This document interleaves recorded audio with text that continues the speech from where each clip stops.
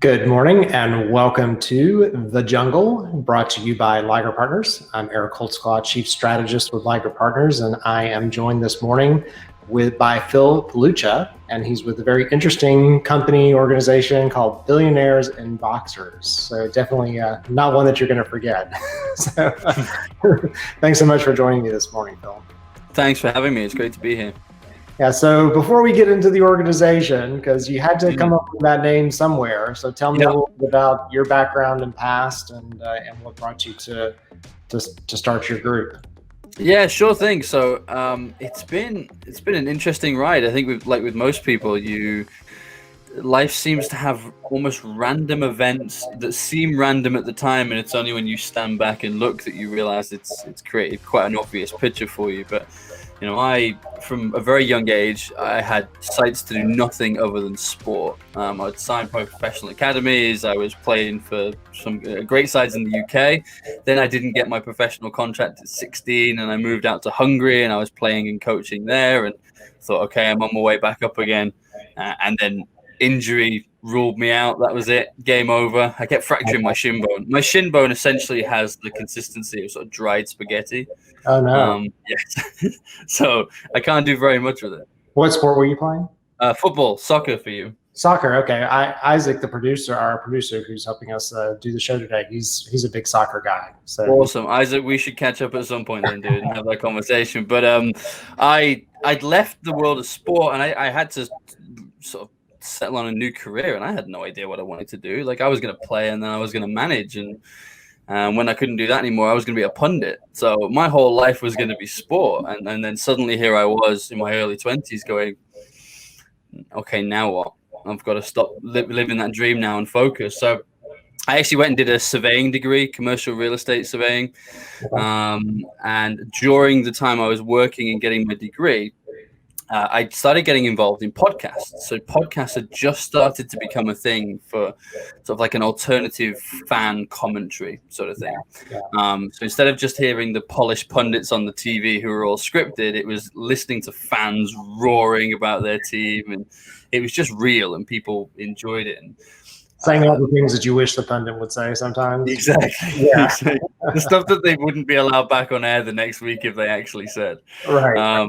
So I was kind of in a unique position at the time because I was most definitely a fan, and I was the age of most of the people creating the content, if not a little on the younger side. However, I'd also just spent the last 6-7 years in professional sport. I knew a lot of these people. I know what behind the scenes look like and how the academy looks. And you got to remember, this is before a lot of the content that the club started to create with all the behind the scenes footage. So people's best attempt of understanding what was going on behind the scenes at Liverpool was to stand on a bin at Melwood and watch over the fence as the players trained. Like that was as close as you got.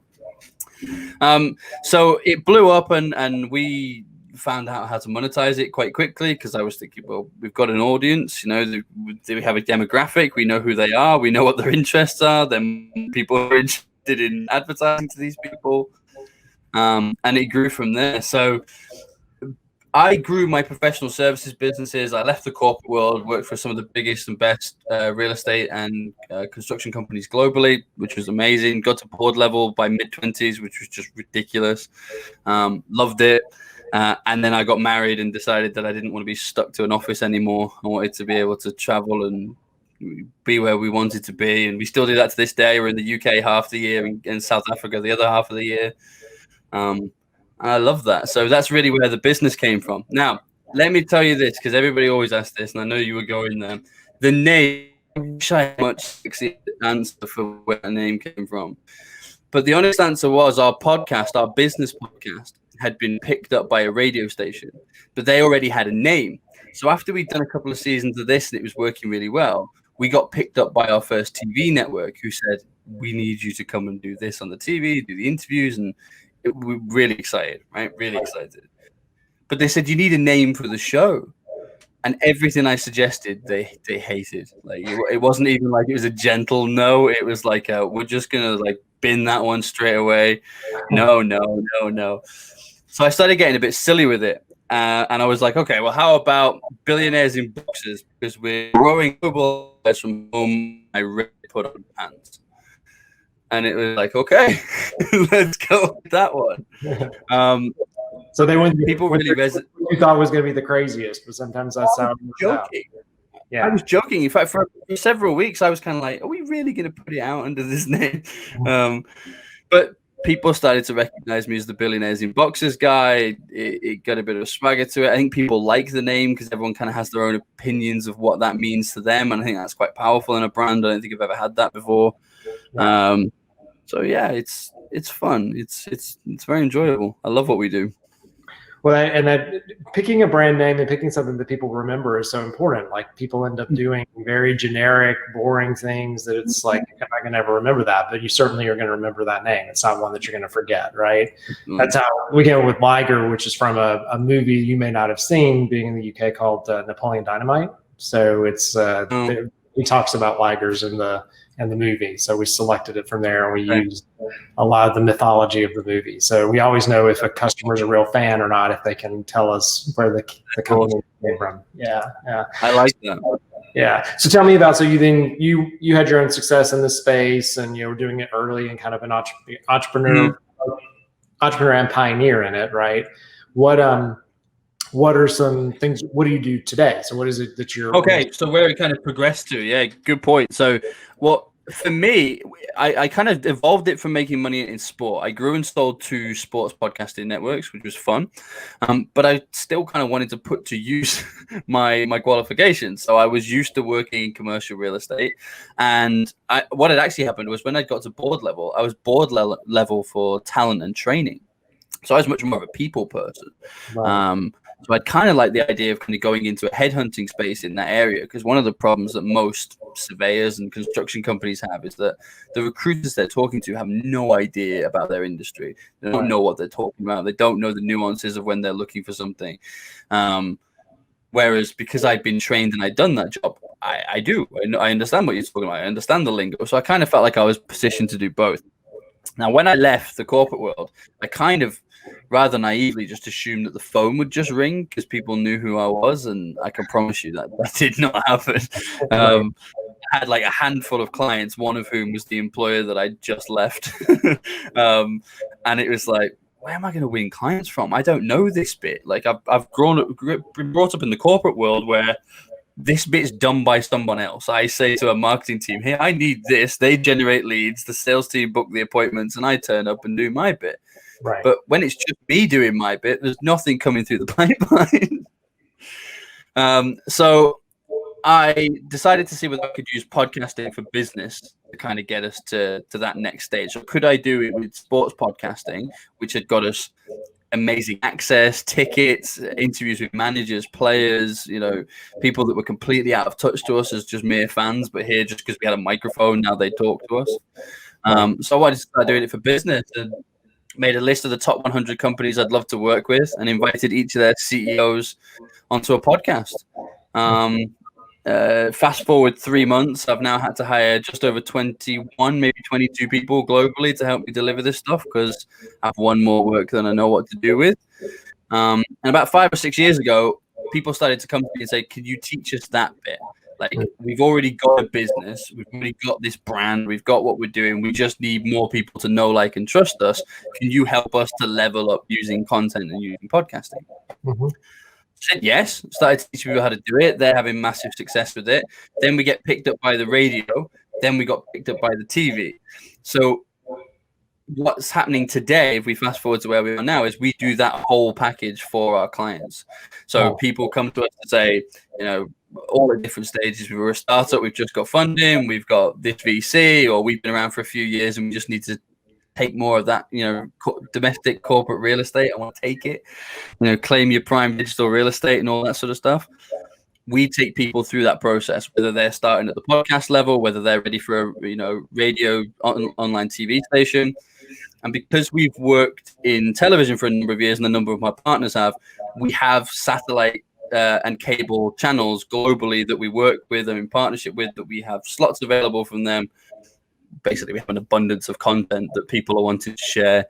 Good business, informational, educational, entertaining content globally that helps both the audience to up their game and obviously from the credibility side and the networking side, help the customers to up theirs. Very nice. And I love that. So I'm an introvert at heart. So back in like 2010, I started working with a marketing firm that said, hey, you need to start standing on stages and you need to do all this stuff. And I started podcasting around that time because it was simple for me. Like we weren't doing video. I could talk to a microphone. If I didn't like it, I didn't have to send it out, right? Yep. I learned a similar thing you did of, it's a great way to make a connection. Like I'm connected with people I interviewed that I've known now for years. And it's just because we sat down and did an interview, right? I mean, that's the only reason, right? And so anytime we do primarily B2B marketing, so business to business, I don't know if that's what you say in the UK. Yeah, we're B2B, I get it. Yeah, B2B are really more like relational, where it's important to tell the customer what it is you do. You have to teach them what you do in order for them to trust you.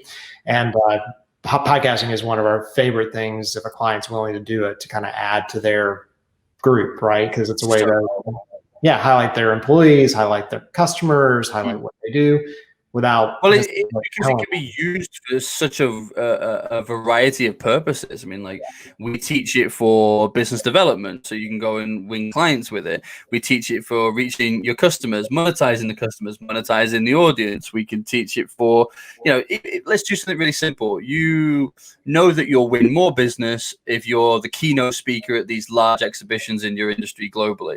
Well, the best way to make sure that you're getting signed up for those exhibitions is to start a podcast interviewing the event organizers and the existing keynote speakers of those events. That is the surefire way to get invites to some of these events. And it's so simplistic, but it's almost so simple, people don't think to do it. Yeah, and it feels very difficult when we talk about it. It's like, it's actually not terrible, right? I mean, you have to have a process in place and you have to kind of done and whatever. And the other little secret we found, giving away all the secrets of how it works, we have businesses where they can't get a case study. Like the customer will not give them a case study because legal won't approve it, blah, blah, blah. Like invite them on your podcast. They'll say the exact same. Oh, I'm saying 100%. Yeah, so with you. The exact same thing, and you're highlighting them, and and depending upon the customer, they may be someone looking for the next position in their company, and they love being highlighted. Like it shows what they do. I'll give an example. Right? We did one recently that was very similar to that. We had this customer who he was singing up praises, but he, we like getting pats on the back, but that's kind of what we do now, I suppose. We don't do it for pats on the back. But this guy in particular I think his situation had been, business was not where he wanted it to be at all. And I think this was kind of like the last roll of the dice. Like he was going to commit to this, but it really had to work for him. Fast forward like 6 months, he's now oversubscribed and he's changed his prices and he can't take any more coaching consultants, clients and stuff. And like, he's in a different place. So he's telling anyone that will listen, right? Yeah. When you've got a customer like this, who is almost like an advocate of your work, they can say in 100 times more power and effect what I want to say to the customers. This person is saying, he's not selling you stuff. This is genuinely what happens. This is my business. Yeah. So without having to actually even ever ask for a testimonial. And exactly.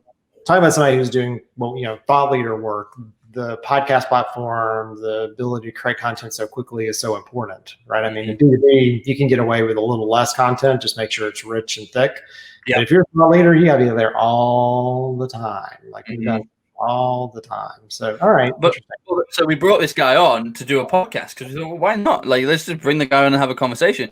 And it's got, I think we're up to like 6,000 downloads on that episode or something now.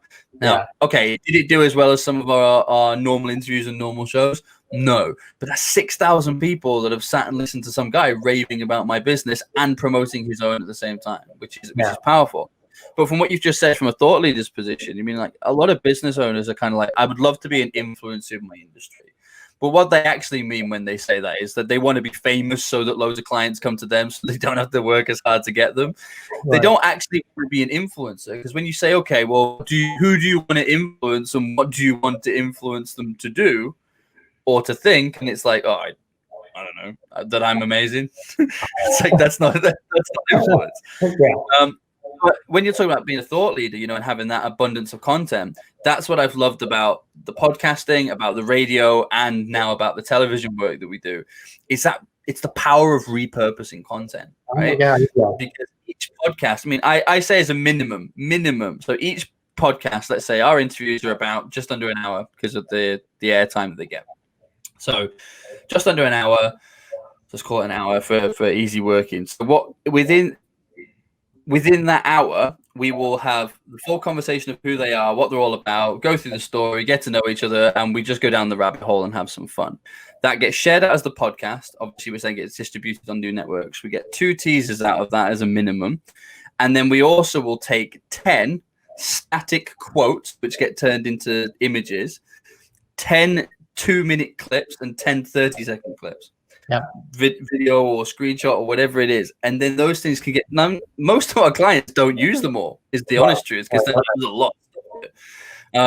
But they get to cherry pick what they want and what they want to share out. But that's one podcast. So you dedicating an hour to talking to that person on a podcast, which has strengthened your relationship, strengthened your knowledge, is a great way to network, as you said earlier. It's almost like speed dating, isn't it? Because you have like 30 seconds to get to know each other before you start recording. So it's like, this is me, this is my business, this is what I do, this is the important stuff about me, you go. Right. And I don't know any other setting where that happens. I mean, you wouldn't have that at like a networking event or an exhibition, someone just come up to you and go, divorced, 2 kids, what are you doing? Right. But somehow it's okay podcasting. So I love it it's a very powerful networking tool. It's a very, like, I would argue that having a podcast, YouTube channel, whatever, for your business is arguably just as important as having a good website. We talk about website, content, and then like social and SEO on the outside of it. And if you don't have those 3 things, then none of them are going to work, right? Because you got to have kind of those. Yeah. And the thing we love about it, so you talk about all those, we break it up into the pieces, but then our social media team's typically managing the social media for the business as well. And it gives us something to talk about. Like, we hate clients who come to us who haven't created any content, because like there's only so many times we can tell people that you won this award or where your locations are or whatever. Like, there's got to be other things. So it's a really great way of creating kind of new stuff. So they get a mental block, don't they? I mean, how many business owners, I'm sure there's people watching this that have had that moment where they know they have to create more content. Maybe they've caught the end of a Gary Vee video where he's literally screaming it at them. And they go, what am I supposed to do? I don't know how to write. I haven't got time for this. Look, I've got such a busy day. So my attitude to that was always, well, okay, because I've worked with people like that too. I've worked with business owners that go, this would be perfect for us, I just don't have the time. And it's like, that's not true. What I'm going to do is show you how to save time. And with the time that you're investing in your business, whether that's in sales, in networking, in marketing, in outreach, in market research, I'm going to show you how to start creating content around that process, so that you're still investing the same time into the task. Now you're just creating an abundance of content off the back of it as well. Well, and you're also in replicating yourself in ways. So some presentation that you give, instead of giving it on a one-on-one basis, you've given it your presentation. And, I wrote for Inc. for many years. And so I've got like 160 articles up on there. And my team loves it because they can go back and repurpose it. And what's fun about it is someone will say to me, hey, I read your Inc. article this week. And I'm like, which one? And it's like, oh, the one about this thing. And it's like, well, I wrote that 4 years ago and it wasn't relevant to you then, but it is to you today, which is the same thing with all this content. Like, you create it, and it's not about, very rarely is it currency, right? Like, we've got an election going on right now in the US. If we talk about that, there's currency in that. But if we talk in general about a topic, you can write it almost any time, right? It really works to that thing. So what have you seen in 2020 with people being locked down and in their homes and things like that? Did you see a surge of people coming to you guys for definitely.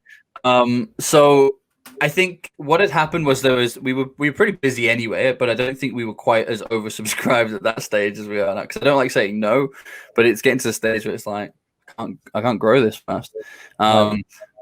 Which is a nice problem to have, I'm going to be honest, because there's been times in my business where I've been the guy head in hands going, I'm never going to win a client ever again. So it's nice to be here and everyone being happy. But yeah, we definitely saw a lot of, hey, Phil, is it too late to start a podcast? Is it too late to get that TV station? Because people started to be like, all the ways that we generate business, the exhibitions, the conferences, the networking, the face-to-face sales, the buzz of the sales office where you got the telesales people on the phone. All that's gone. So businesses were having to find a new way of working. But, I have to be honest, I don't think it affected. I mean, I was ill, which wasn't great, but I don't think it affected me in the same way because I've been remote working and doing all this digital stuff for 5-6 years now. This is my life. Right. Some of the best people I work with and have amazing relationships with, and I'm looking forward to meeting face to face. I've never been in the same room as. Right. We've made hundreds of thousands of dollars for us, for them, for we refer each other into live events and networking. We've virtually been on a stage together. I've never met them in person. Right. Yeah. I don't know. Maybe to me that's not weird. I mean, I met my wife on Twitter. I mean, I've met her now, obviously. But I met my wife on Twitter. She was on the other side of the world. In fact, she's a large part of the reason I went to South Africa, actually, if you really want to know. But we live in a digital world, and my brain has always been this way in sports and in surveying. It's always been very analytical. I always try and break it down to the most simple solution. So, how many people are there in the world? Let's say that the saying is true and there is a perfect person for every person in that world. What is the likelihood that that person's in your class in high school? This percentage is pretty slim, isn't it? Yeah. It's not likely they're going to be in your country or your continent. And then suddenly you meet someone and you go, well, why not? I mean, so it's been an interesting year, but 2021 is going to be the same, I think, because it's going to, as in an interesting year, because people are now waking up to this. I think they're realizing that we're not going to get back to the office as quick as several people thought we were, and they're now having to try and take these steps. But the difficult part is you're not alone, right? So podcasting, let's use podcasting as an example rather than TV, because people panic about the idea of TV. They don't think they're up to it. It's relatively easy, actually, to be honest. But let's just use podcasting because it's like zero barrier to entry, right? There was such a wide open space in podcasting for you to go and claim that number one spot in your niche. And it's very difficult for people to differentiate between you being the number one podcaster for what you do and you being the number one at what you do. Right. It's like best-selling author in marketing. You must really know about marketing. No, you might just really know about writing books, Yeah, award. It's kind of that award mentality. So we talk with customers about winning an award or getting some kind of recognition, and they're like, I'm not sure that that's going to do anything. Well, like my example is always, I won Toastmaster of the Year in my club. Okay. So 40 people in my club thought I was Toastmaster of the Year. Every time I'm announced for a stage, they're like, Eric Holtzclaw, Toastmaster of the Year. And I get up there, I'm like, 40 people thought I was the Toastmaster of the Year. Like, this is not that big a deal, right? So, but it does get to that, right? Because it's like, oh, well, if you're the number one in this, well, you must be the number one to do this. So yeah, that's really smart. Well, somebody came to me and asked me about, that's how the top 100 thing came about. They came to me and were like, listen, you know loads of podcasters. I need like 4 or 5 of like the best business podcasters. Who do you think they are? And I was like, this person, this person, and this person. What are you doing? Like, I'm writing a book of the top 100 podcasters globally. And they were like, we should definitely include you. I'm definitely going to include it. Send me a headshot. We'll get you in. And I was like, great. I'm now one of the top 100 podcasters in this. And I'm like, okay, it was credible author, credible place. So why not? I'll take it. But you get so many of these opportunities. Like, people will look at that and say, that's really lucky. It's really lucky because I was talking to them, and I was talking to them because of a podcast and because they'd heard. So there's zero barrier to entry for a podcast. But I'll tell you something I was watching yesterday that kind of, I don't want to say surprised me, because it was actually something I predicted would happen, but it was, I didn't realize it would come so quickly. I was watching television with my wife, and we were watching something on demand over here. And our Times newspaper, which is like one of our biggest newspapers, announced that they've started Times Radio and Times Podcast, where essentially, reading between the lines, having worked in advertising for a long time, what I think they're saying is nobody's reading our articles anymore. So we're going to ask our journalists to start recording the interviews so that you can see them and hear them and engage with them, and then maybe follow up by reading the article.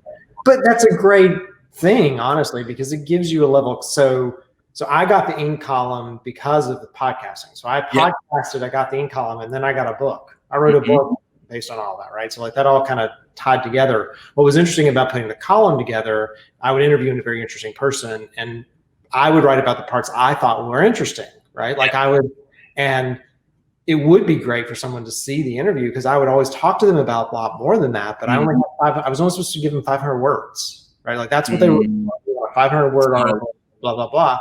And you might have said 2,000 words worth of interesting things, but I got to pull out the 500 I thought were interesting and, put it into a package of I'm going to talk about this or whatever.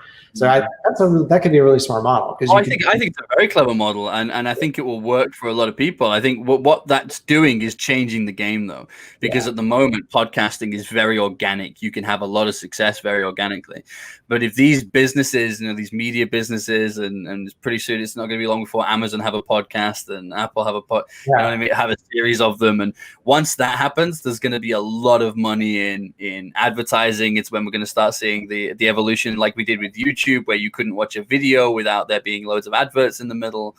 Podcasting is going to go exactly the same way. So whilst there is still an opportunity and you should grab it with both hands, like if you're listening to this and you're not instantly talking to one of us two about how you do this, there's no help for you.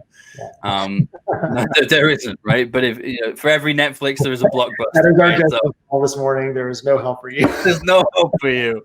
But seriously, you have to embrace this right now because it's only going to get harder from this point. Well, and it's a way to build reputation. Like when we work with clients and they want to get their people on stages, and this is a trick I tell people too. Like when I would write my column, I would go look at someone's social media presence and go look at what they've done. And if they haven't done anything interesting, I wouldn't write about it.